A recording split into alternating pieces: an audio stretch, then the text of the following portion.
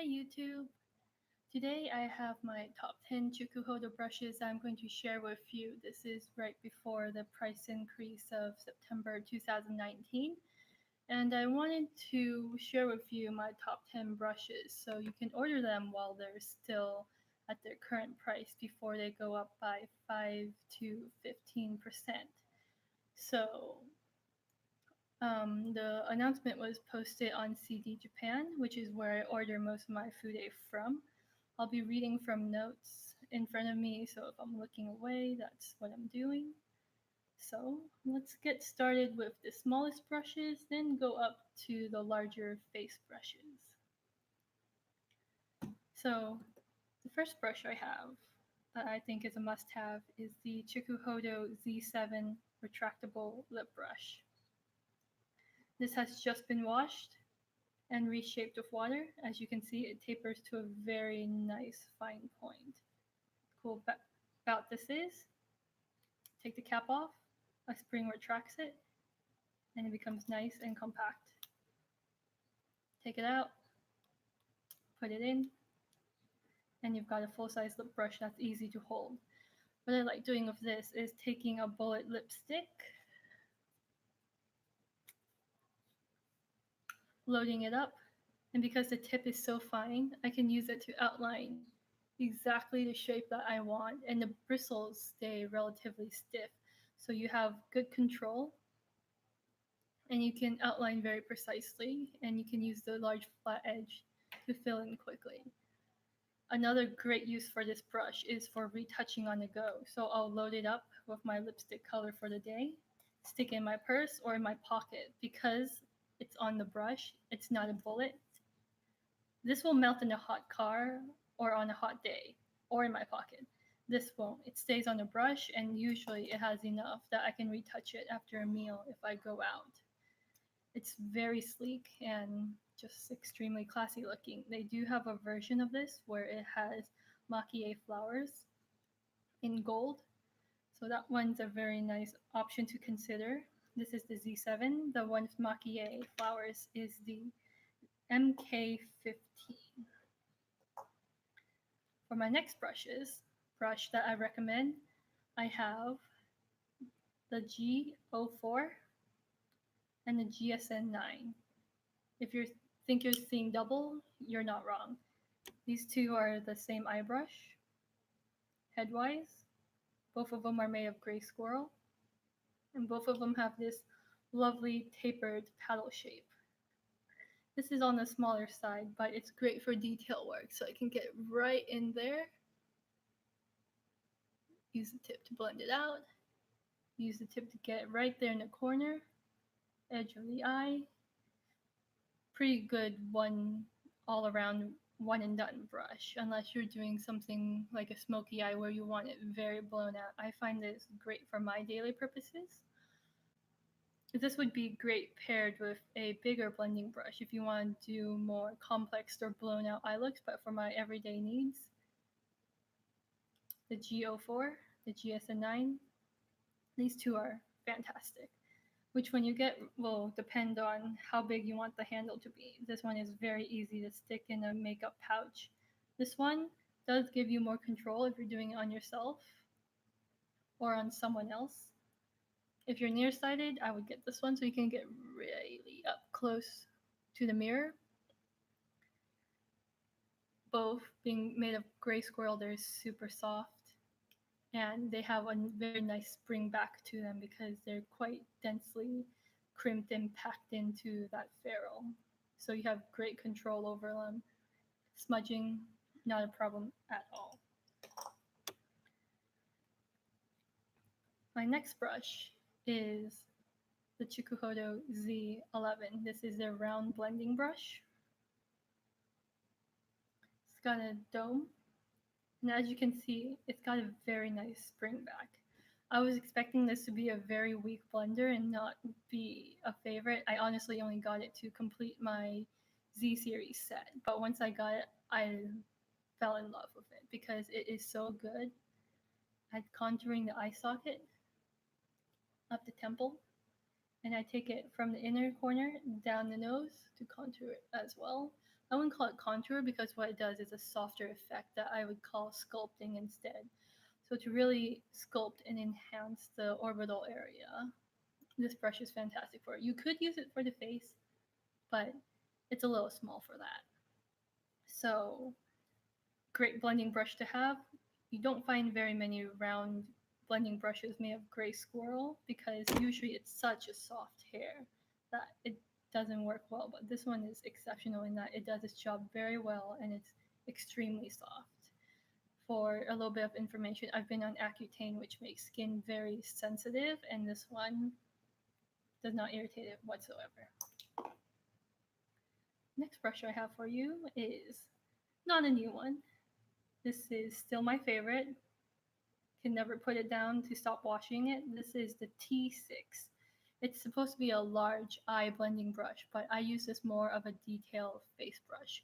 So what you're supposed to do with this one is go over with a wash of color or blend out your color. It's made of Chikuhodo goat hair, so it's very strong at blending.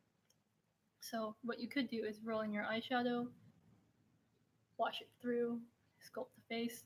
I take it a little more, sculpt the eye, down the nose, and because this one has a larger size, it is fantastic at just blending and applying contour powder here, here, here, around the forehead too if you wanted to. It's just an all around great detailed face brush. If you're traveling with a small makeup case, you can take a towel, wipe it off, and then go in with a highlight powder. Because this is goat, it polishes the powder in very well, so you get this very natural looking gleam. Unless, of course, your highlight powder is extremely glittery. I cannot recommend this one enough. Okay. Oops. What happened there?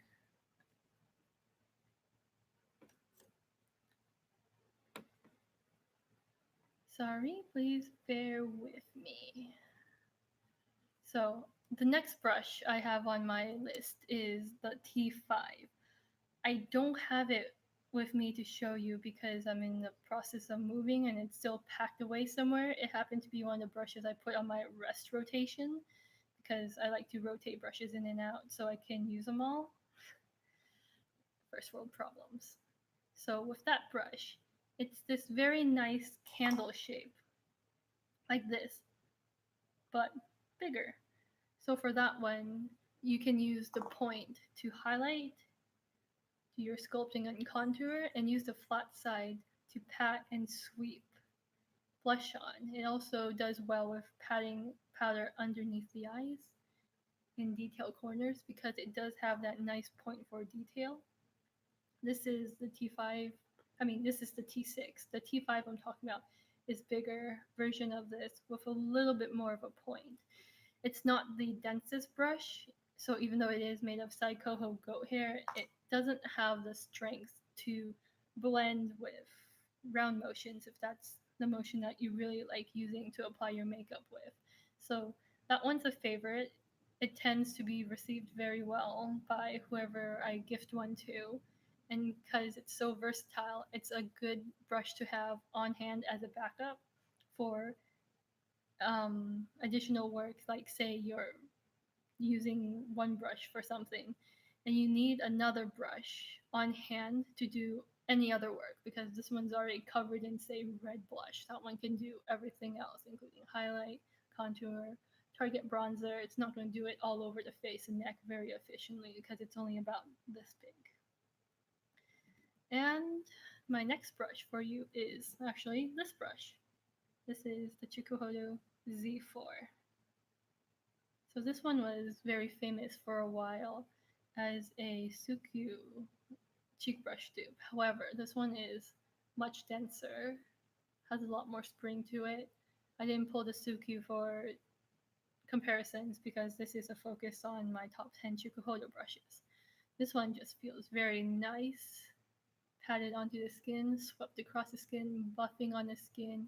It has enough of a taper to it that you can turn it on its side, pat powder in to set, wait, sweep it off, And then if you're using a translucent or skin colored one, you can go into a blush,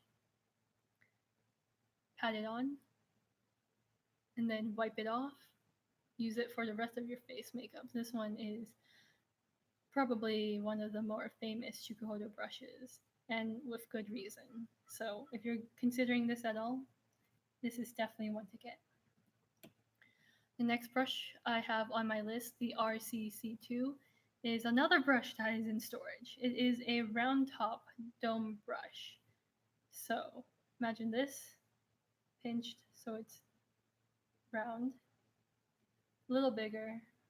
It's very dense for a squirrel brush, and it's very, very nice to apply blush with because you can just pat in the powder, distribute on the back of your hand, and just apply in one go. It does all the blending for you, so you don't really need to fuss with it.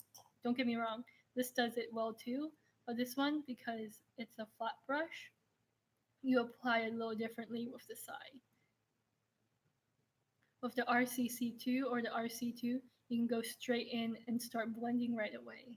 This one you kind of have to distribute it first because it's not quite as strong or efficient of a blender as the RCC2 or the RC2 is. Something I forgot to mention with the Z4, it is labeled as a cheek and highlight brush. I don't use it for highlight because that's what I use the T6 and the T5 for. If you want to use this for highlight, I recommend pinching the ferrule or pinching at the base of the bristles near the ferrule. So then you get a sharper tip, and then going in like that. You can get your nose, brow, any place you want it to. Okay, next up is my favorite face brush of the Chikuhodo ones. This is the cheek brush. It's bigger than the Z4. And that extra volume and length gives it this very nice plushness that just feels like patting your face with a silky pillow. Gray squirrel, so soft.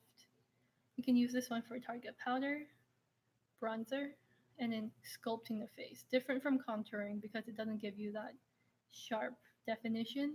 It just sculpts as well. So what I really like doing with this one, because the surface area is so big, is taking two different blushes. So a lighter one, I'll just put the top half into. A darker one, I'll put the bottom half into. And then apply it in linear motions like this, just sweeping over stain over and over and over. And that area will be a nicely blended ombre blush effect that automatically sculpts the area I put it across. It's a little harder to do it with the Z4 because it's smaller, doesn't quite have the same surface area as the Z8. So this is one of my favorite lazy brushes and another one that I carry with me when I travel. The next brush on my list is the Z1. There's two face powder brushes in the Chikuhodo line, the Z1 and the Z9. I personally prefer the Z1, even though Sonia at Sweet Makeup Temptations loves the Z9. I like round brushes when I'm using them to finish the face, whether or not I use powders. So for finishing, I just take this one, do a final blend all over, and that just takes down any sort of texture that may have developed, or if I over applied to some area or it's looking too powdery, this will take it right off and blend it away without lifting the rest of the makeup underneath it off. And of course, blending down the neck, it's a big brush with a nice big surface area thanks to that curve and taper. So it covers a lot. Press it in, flick, flick, flick, flick, flick, flick, flick. It's just a really nice brush to have. And really efficient at bronzer, finishing powder. You can use it for setting powder, but because it doesn't quite get in there as nicely as a small brush does, I wouldn't use it for that function. Otherwise, it's a very nice luxury. If it's something you've been looking at, I highly recommend checking it out. Last on my list, and number 10, is you don't have to have these, but they're really nice to have. And the brushes I'm talking about are the Makie face powder brushes. This is the MKMO. It has this stunning design on it that has holographic flakes and glitters. We'll kind of change the lighting. I'm in indoor lighting right now. So there's the MKMO, the MK1, and the MK2. The MKMO is slightly shorter than the MK1 and MK2. It's more stiff, ever so slightly, so it has more bounce. The MK1 and MK2 fan out more. The reason why I'm grouping them all together is because I view them as more collectible brushes. They're very nice to have in a collection if you like to have brushes that aren't just pure utility. For example, this is a pure utility brush. This is an everyday luxury brush because you can use it every day. You'll love the experience of it. You'll love using it. And it's beautiful to look at. Just in there really are no words for how much enjoyment you can get out of a brush that feels good and looks good. And smells good too, but there's really no smell to it other than my brush shampoo. So, again, black, gray squirrel, super soft. I forgot to mention, this is gray squirrel. Both of them are super soft. If I had to pick between one, that would really be up to you, whether you like a paddle or a round one. So if you really like doing round things, round motions, Z1 is for you. If you love sweeping, one of the Makie brushes. So again, this is an MKO. There's the MK1 with a peonies pattern, and the MK2 with a cherry blossom pattern. The last brush I have is an honorable mention because it's not what I would consider a must-have, but it's a brush that I've really come to like. That is the T3 foundation brush. It's made of Chikuhodo goat hair. It's on the smaller side for a foundation brush. This one has a flat top with rounded edges, so it'll blend product in automatically when you apply it. When brushes have sharp edges, you'll have to watch the edges, but with this one, it's pretty brainless. It's very good as a finishing brush for cream foundations, but because of this size, I like to use it for applying cream blush using sculpting product. It doesn't quite fit into the nose and eye area, but you could probably use it for that if you wanted to. I just mostly use it for cream blush and cream contour because I've been on Accutane, and the very dry skin means that I have to use cream products most of the time. So this one, I didn't like it that much in my initial overview of it that I did on my blog a year or so ago, but I have since come to appreciate it a lot more. And the Chikuhodo bristles are soft enough that it doesn't irritate my very dry and inflammable skin. So if that sounds like your skin type, the T3 is definitely a good brush to look into. It does about the same job as a sponge, but it has more of a wiggle and a give to it than the Beauty Blender has. So that's it. Those are my top 10 brushes that I recommend getting from Chikuhodo. Again, that's the Z7, the G04 and GSN9, the Z11, the T6, the bigger version of this, the T5, the Z4, the round non-Z version of this, the RCC2 or RC2. The RCC2 has a red handle, the RC2 has a black handle, the Z8, the Z1,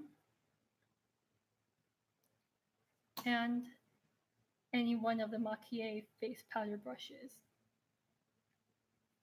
And my honorable mention, the T3. Thank you for watching, and I hope this video was helpful. Now, how do I end this?